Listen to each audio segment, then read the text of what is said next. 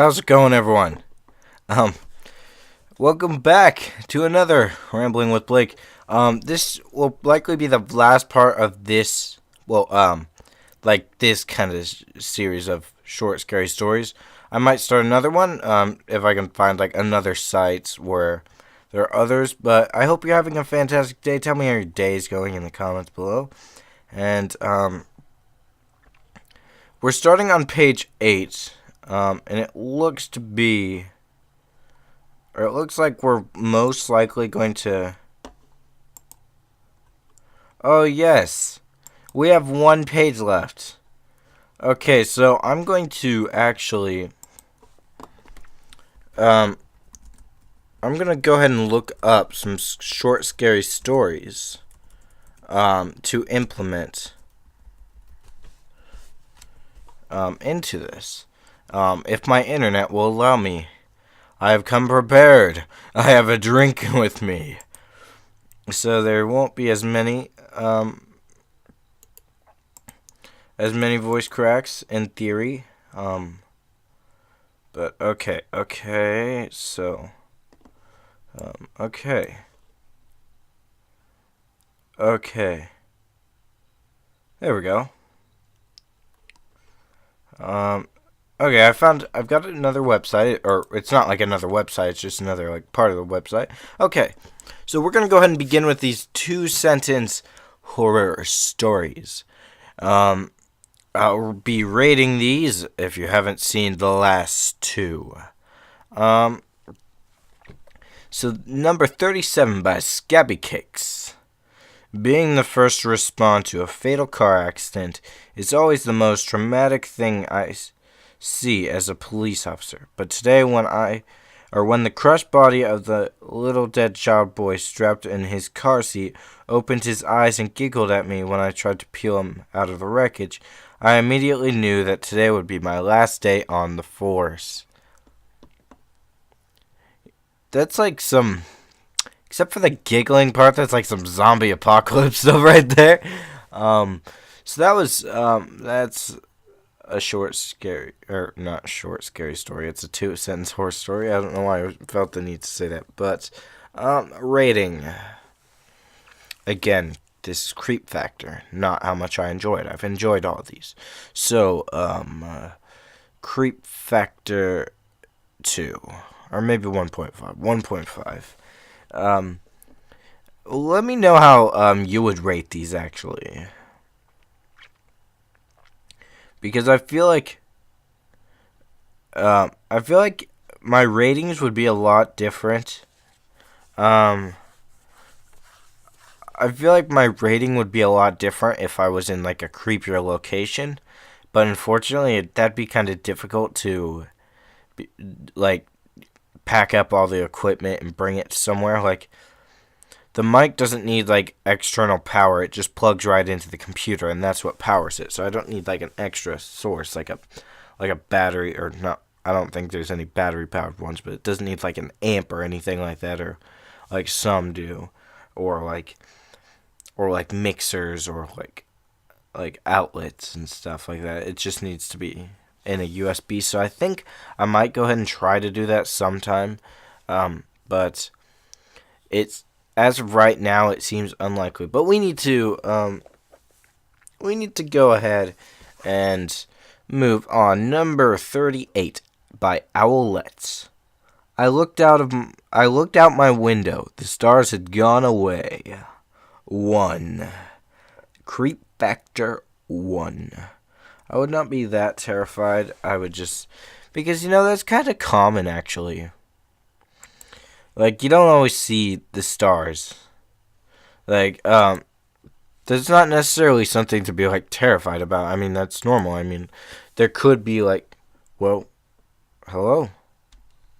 What? Oh. Okay, there we go. My computer started doing something weird. But anyway, let's continue. Okay, so, there could be, I'm gonna go back to what I was saying. There could be clouds that you can't really see that are blocking it. So not seeing this, unless the stars disappear in front of your eyes, it'd be kind of normal. But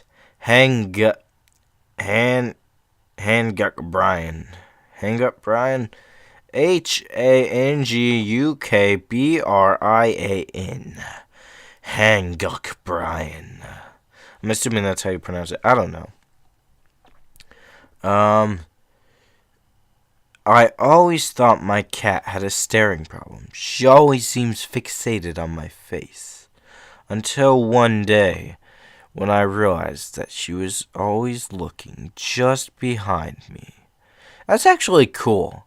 You know what? This gets a high rating. This gets a 5. Because the old behind you thing, like, it can be a bit cliche, but it's still kind of creepy. You know, because there's some cliches like the whole like there's one previously where it's like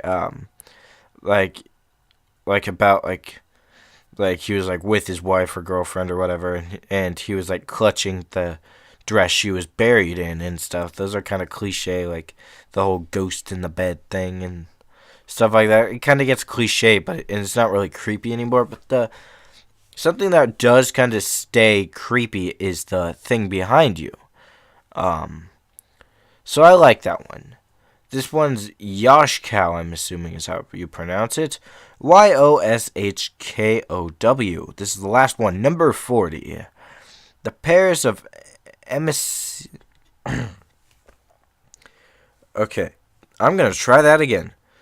The pairs of emaciated eyes outnumber the single round in my gun. With the pleading eyes falling on her doll's hair, I point the barrel at my last surviving daughter. Okay, with pleading eyes falling on her doll's hair, point the barrel at my last surviving daughter. This is just... I find like paranormal stuff to be like the best horror stories. As this is like crime kind of thing, so it kind of gets a low rating. I'll say 2.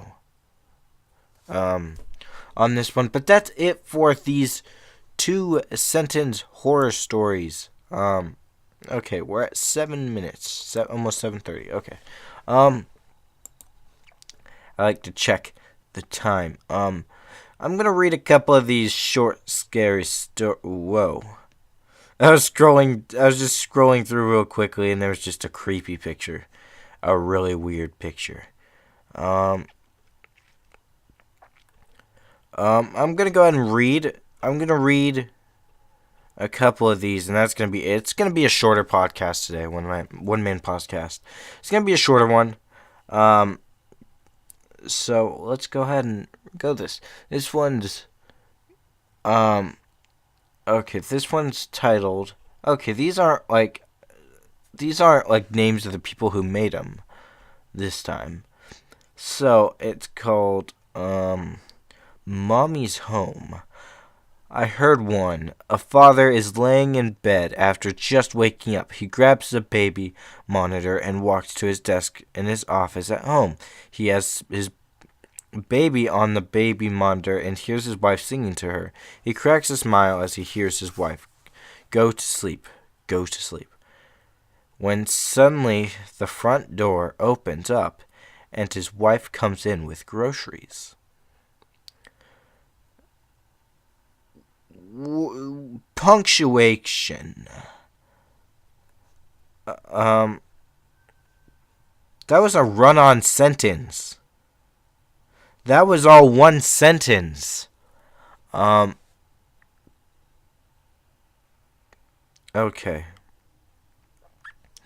Okay, this next one is called Pretending to be Asleep Doesn't Work. Here's one that scared the living shit out of me when I was younger, is what it says.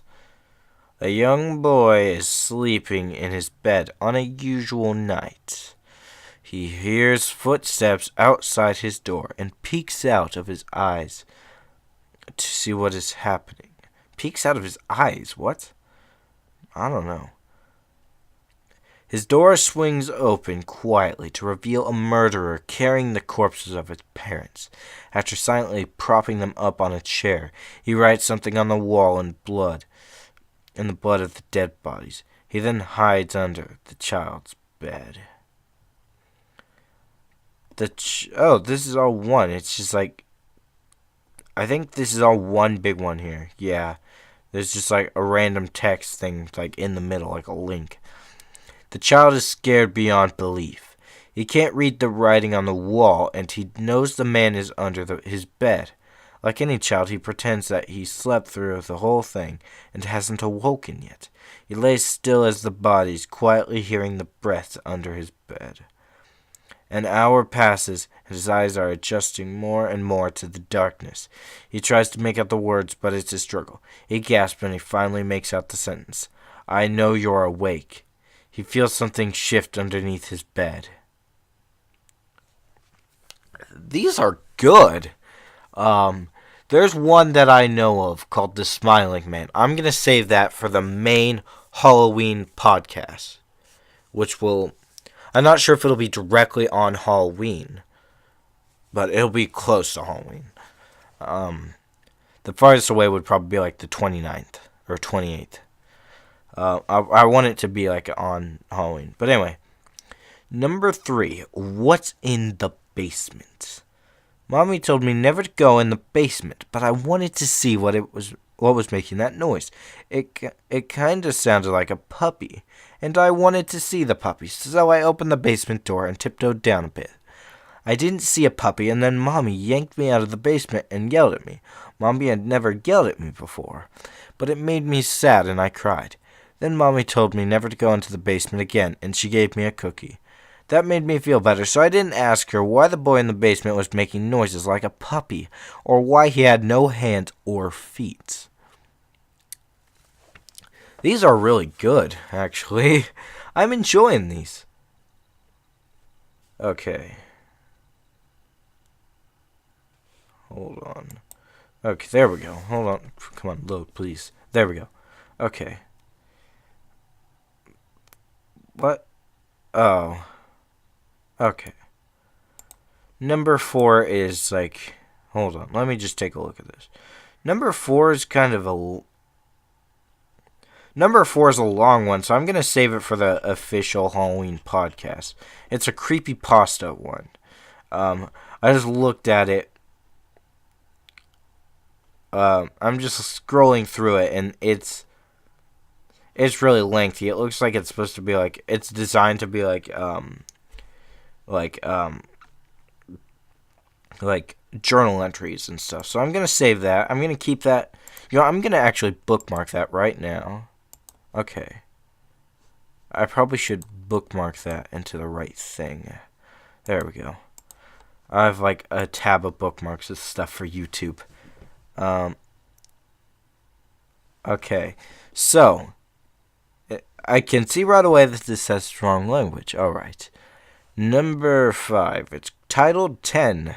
I was kind of confused for a second because I saw 5.10. I'm like, what? A man leaves his house every morning to walk to work and passes a mental hospital surrounded by a wooden fence. Every morning the patients are out in the yard and he can hear them saying in unison, 10, 10, 10, 10, 10. That alone is actually quite creepy. One day he gets curious and looks through a hole in the fence. Suddenly a stick shoots out and pokes him in the eye. Fuck, he says to himself. Wait. Oh, he says to himself is also in the quotations. So I guess he speaks in the third person. Or he speaks in narration, I guess. Okay, I'm going to continue. Maybe he speaks in narration, you know, like whenever he says something, he says it in like a way. So if I were to say hi, I could say, hi, I say to the audience or whatever. Okay. While walking away, pissed off, he can hear the patient saying, 11, 11, 11, 11, 11. That's a bit strange. Number 6. Yes? That's what it's titled.